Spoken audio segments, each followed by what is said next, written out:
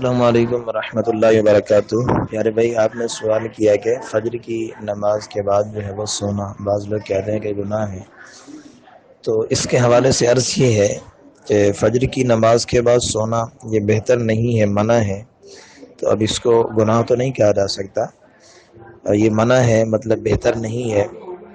اور اس سے بھی جو مراد ہے وہ یہ ہے کہ فجر کی نماز پڑھ کے فوراً سو جانا، یہ مراد ہے اس سے۔ اگر کوئی شخص فجر کی نماز کے بعد کچھ دیر اوراد و وظائف کرتا ہے، ذکر اذکار کرتا ہے، اس کے بعد اگر سوتا ہے تو پھر بھی یہ کراہت نہیں۔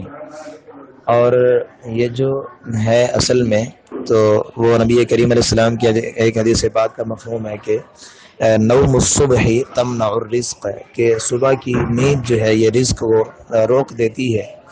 تو اس لیے یہ جو ہے صبح کی نماز کے بعد یوں نہیں سونا چاہیے کہ اس وقت کے جو ایک احادیث کے مضامین جو ملتے ہیں تو اللہ تبارک و تعالی رزق تقسیم فرماتا ہے، تو اس وقت بندے کو سونا نہیں چاہیے کہ اللہ تبارک و تعالی جو ہے وہ اس وقت بندوں کو رزق کا تقسیم کاری کا جو ہے وہ ہوتا ہے۔ تو اس لیے بہتر نہیں ہے برحال، مگر ایسا نہیں کہ مطلب ناجائز ہو، گناہ ہو، تو اس سے برحال بچنا چاہیے۔ اور ویسے تو بہت ساری جگہوں پر کہیں کسی جگہ پر ہوتا ہے، مگر آپ کو شاید معلوم ہو کہ کراچی کے اندر بڑا عالم یہ ہے کہ لوگ یہاں بڑی دیر تک رات تک جاگتے ہیں اور صبح جو ہے وہ کافی لیٹ، بس بعض بدقسمتی کی وجہ سے تو نمازیں بھی چلی جاتی ہیں۔ برحال جو ہے وہ فجر کے بعد سونا جو ہے وہ بہتر نہیں ہے، اگر کوئی سوئے تو گناہگار بھی نہیں ہے۔